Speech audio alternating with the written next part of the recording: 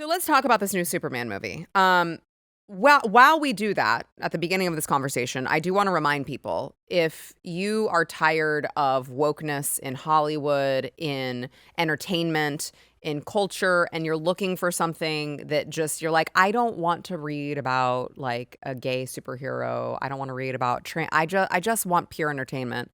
Might I suggest that you check out Eric's Rippaverse.com, where he's got comics that they don't do any of that shit. Now, they're not like they don't, you tell me. Yeah. They're not trying to influence you in that way at all. It's just supposed to be entertainment. It's not the anti, right? It's the not. Right. At all. Is what we're trying to do. It's like we want to entertain you. And that's all we're here to do. Ironically enough, today is July the 11th, which marks 3 years to the date. Wow. The Rippaverse launch. I saw one launched July 11th of 2022. That's crazy. And today is Rippaverse Day. We actually put out a big omnibus that's like 1,300, which is kind of hard to conceptualize.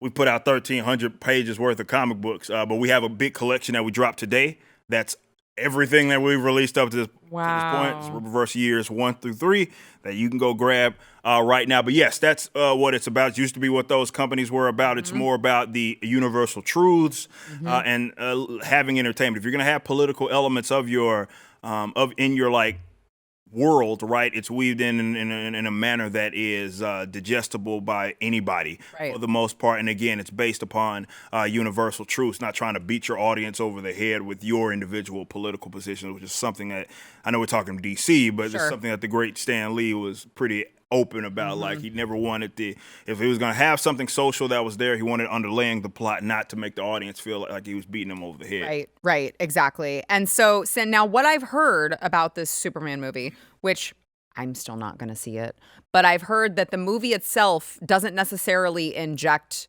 that type of what we're hearing, though. Wokeism. However, the movie maker, James Gunn, he previously had said that Superman is actually an immigrant story. So it's because he's an alien, I guess. So this is actually about an immigrant. And I want to play what co-star Nathan, how do you say it? Fillion? Nathan Fillion? Steven? Any takers? Sure, why not? I don't actually care. Here's what he had to say about the backlash on the red carpet. James has said that Superman is an immigrant story, that it is political. MAGA today was getting a little upset that he called Superman an immigrant. I wanted to get your reaction. Somebody needs a hug. It's just a movie, guys. It's just a movie. No, see, but I wish that it was just a movie, because that's what we want. Like, I just want a movie, but you tell me if it's just a movie, why James Gunn changed the Superman. I mean, it's like the famous line from Superman, truth, justice, and the American way. He changed to truth, justice, and the human way. I mean, if it's just a movie, why are you going to change it? So it's almost like this is gaslighting, that they're like, oh, what's wrong with you, MAGA? It's just a movie. Like, no, I wish that it was just a movie, but you guys are the ones who, if you're not injecting it directly into the movie, you're injecting it into the conversation around the movie. Right. And then it makes people be like, you know what? I don't even want to see your stupid movie. Well, that's what, shout out Dean Cain, who obviously is my Superman growing up. Is also the voice of the Horseman over at Rippaverse. Big shout out to him. And he was talking about this on Piers Morgan's show with our good friend Nerd Erotic, as well as Jeremy from Geeks and Gamers. And they were talking about, what Dean Cain had brought up was like, even just invoking that is going to make a lot of people be like, I'm out. Yeah. I'm out. Yeah. And this is coming from a Superman, right? Dean Cain is a Superman. And he's saying, like, people are going to check out automatically. Now, I do want to be fair. Variety, who that's the person, or that gay dude with Variety, is going around. What makes you think he's gay? Hello. Pretty flamboyant. But it was bait.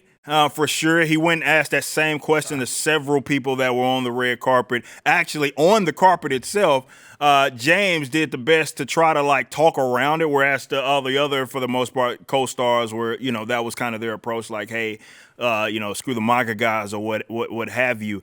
But yeah, people are sensitive on this subject matter, and rightfully so. When you look at the comic book industry and comic book movies over the last several years, and what's happened, they've used this as a vehicle for their own political and social political agendas. It's no secret. And unfortunately, they will take a character, even if, again, I'm not saying that the movie itself did that, because from all accounts, all the my co-star or my co-host, and as he went to go see it, I believe he was saying the same thing. Like, it's not like woke per se. They don't. Some of them don't like it. Make no mistake, but it's not quote unquote woke. But the issue here is the conversation. We're still having this conversation, and that is the context matters with that.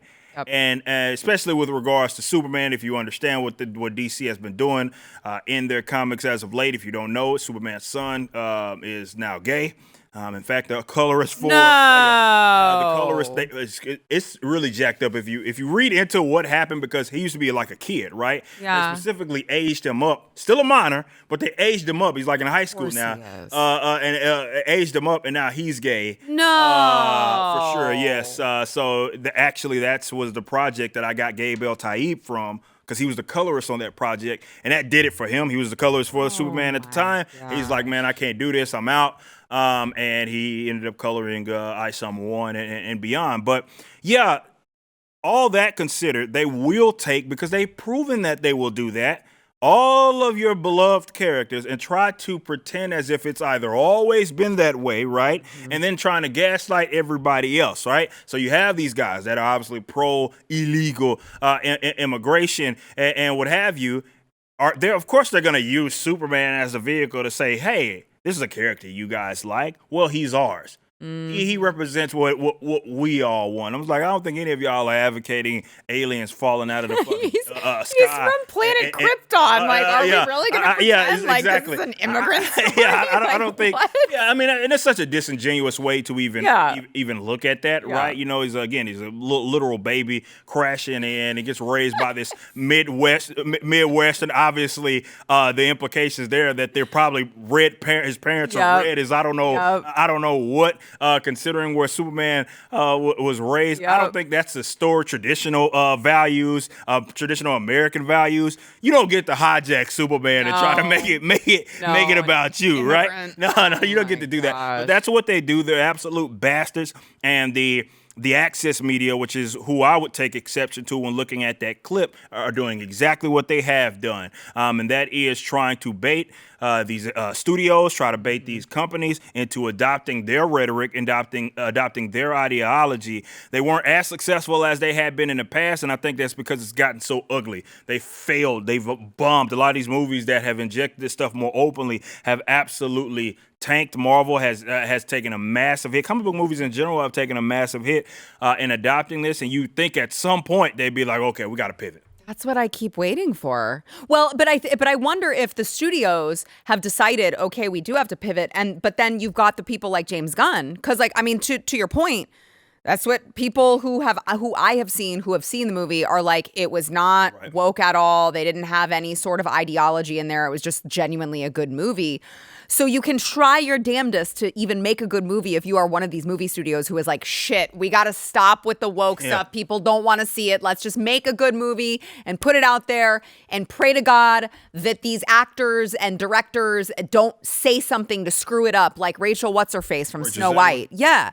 So I wonder if they're trying to create just a good movie, and then you've got all of these woke retards in Hollywood who can't help but screw it up with something that they say. Well, yeah, that's because it's a more I generally hate the term systemic, but it is a systemic issue with Hollywood. It's the access media is in on it, all the media is in on it, and obviously you have this ideology that's been adopted by the ones that are still left in Hollywood. For the most part, they either are in on it, part of that hive mind, or they're in secrecy, and they're just so they can try to keep a job and remain employed. But this infestation didn't start like last year, so it runs very, very deep. So even if you have a couple of guys that are in there that are like, man, look, financially, this has killed us. This has not been a lucrative venture. The people that we're trying to appeal to, these weirdos, don't even have money. They don't have families. They're not the ones buying the tickets. They're not the ones buying the comic books. They're not the ones that we should be appealing to. And this has been a failed effort. Yeah, you would think that makes sense, but yeah, when you also are bringing people in and also giving the folks you give access to first access to are among the same types, even if you intentionally try to avoid this nonsense, it's gonna find its way here, like it does right now, where you have a guy that you gave access to the red carpet working for Variety, which is Access Media like head honcho right there, them and the Hollywood Reporter and all and such, and you gave them a microphone to put in front of all of your folks to ask this bait-ass question. That's on you. Yep. What do you think of MAGA? Yeah, exactly. It's like, what are you going on about, bro? Oh, my gosh. Can you just not just make it about the movie? By the way, I was looking at this cast. I don't know any of these people. So I don't either. I'm glad to hear you say that. I would love to hear from the viewers. Clark Kent, David Cornsweet. I didn't know of any. To be fair, I'm not the biggest movie buff, I guess, but yeah, I never knew who any of those. Do we know Rachel Brosnahan, Lois Lane? Couldn't tell you. Nicholas Hoult, Lex Luthor. I'm like, all of these people. I have no idea who any of these people are. Nathan Fillion, I have heard of. He was in what was that movie he was in? I don't remember, but look, and then Wendell Pierce is like the only one that I know. I don't know most of those guys, which I'm not against. Like, if they're going to be adapting a comic book character, I want you to embody who the character actually is. Oh, sure. But it better be like a damn good movie and good marketing if you're going to have a bunch of people who nobody knows. That's what you have to do. And I guess we're going to see. I haven't seen the latest box office projections with this, but a lot of people, this is DC's new universe, right? They axed the other one. Snyderverse is no more. So this is their first movie with the James Gunn universe, which I thought was like the worst person to help lead this. Wasn't he in trouble for like yeah, because he I don't know. It wasn't that. Well, he might have been, but what he was really in trouble for was those old tweets that were like, oh. I mean, look, I get it. The 2010s were an interesting time, but not some of those. There was some stuff that he was saying that I don't know if it was ever appropriate, especially some of the stuff that he was saying about the youngsters and like, yeah. So if you go look those up, America, those James Gunn, they're ugly. But that's where he got his ass in trouble because some people uncovered those.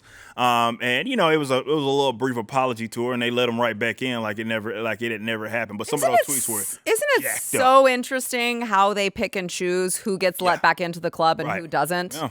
That is so fascinating to me.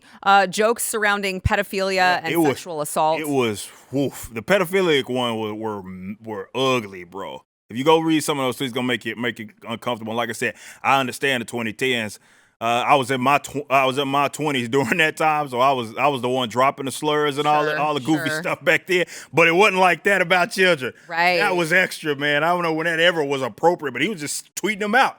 That's like it was nothing. Crazy. Yeah, like I don't think he was the guy for that. That's a completely different story. But this is their first movie in the universe.